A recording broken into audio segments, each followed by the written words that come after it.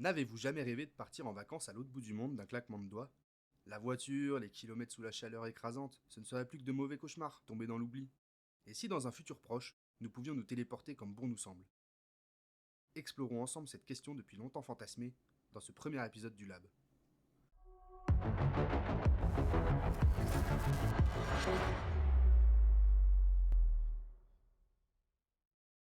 Avant de savoir si nous pourrons un jour nous téléporter, nous et notre quantité phénoménale d'informations, voyons ce que cela donne au niveau quantique. Bon déjà, quantique, qu'est-ce que ça veut dire?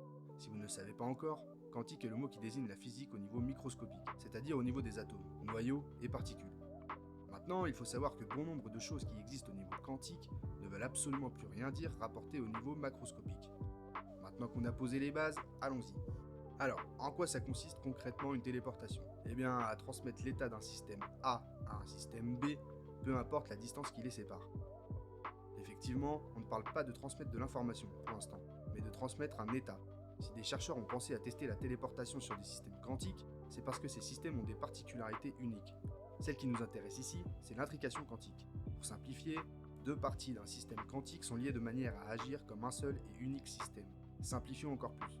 Imaginez que vous construisez un pont à New York et que vous acheminez des tas de bois à Singapour pour construire un autre pont. Ces deux systèmes sont vos particules, donc vos états liés.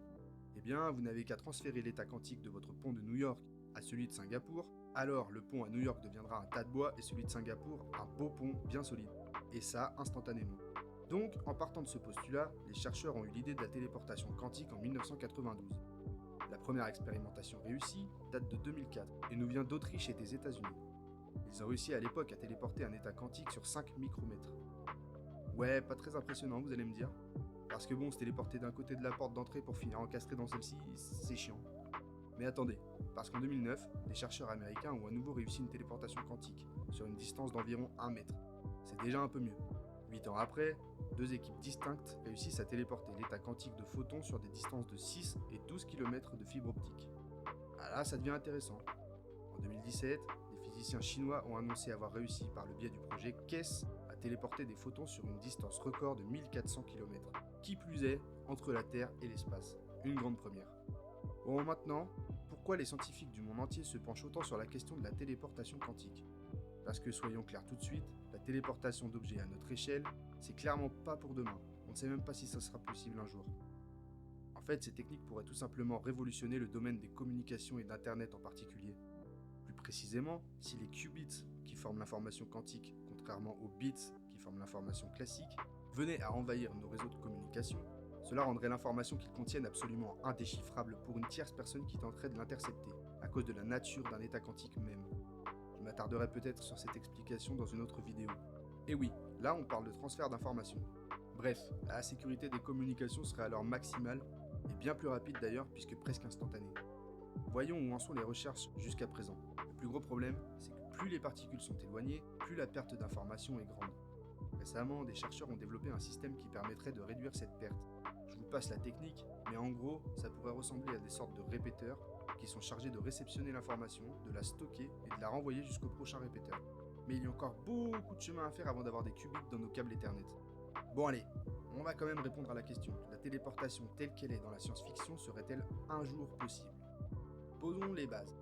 Rien ne peut voyager plus vite que la lumière. Alors peut-être pourrons-nous nous déplacer à la vitesse de la lumière? Malheureusement, j'en doute. Les lois de la physique nous disent que plus un objet est massif, plus il lui faut d'énergie pour se déplacer.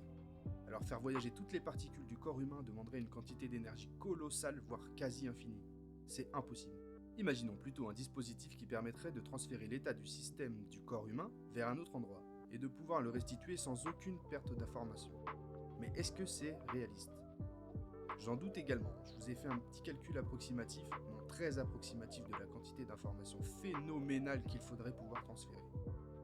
Déjà, le corps humain est constitué d'environ 7 fois 10 puissance 27 atomes. Pour calculer la quantité d'informations par atome, on prend en compte ses trois coordonnées spatiales, son type et son état quantique.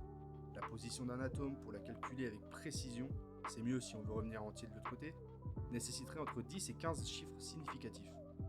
La quantité d'informations pour le type d'atome peut être codée avec environ 8 bits, soit 256 possibilités. Pour calculer l'état quantique d'un atome, ça pourrait demander des milliers de bits supplémentaires. Allez, disons à la volée 1000 bits par atome. Je vous passe le calcul, mais on arrive à 875 millions de milliards de pétaoctets. Autant vous dire que vous arriverez de l'autre côté avec le pif entre les jambes.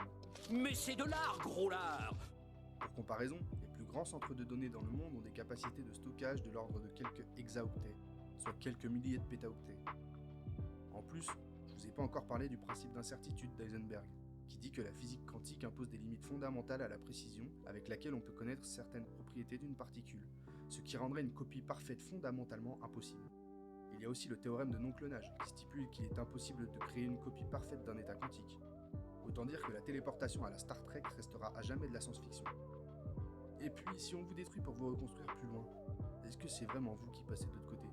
Abonnez-vous si ça vous a plu, lâchez un petit like ou un petit commentaire, ça me soutient énormément. On se retrouve une prochaine fois, à bientôt.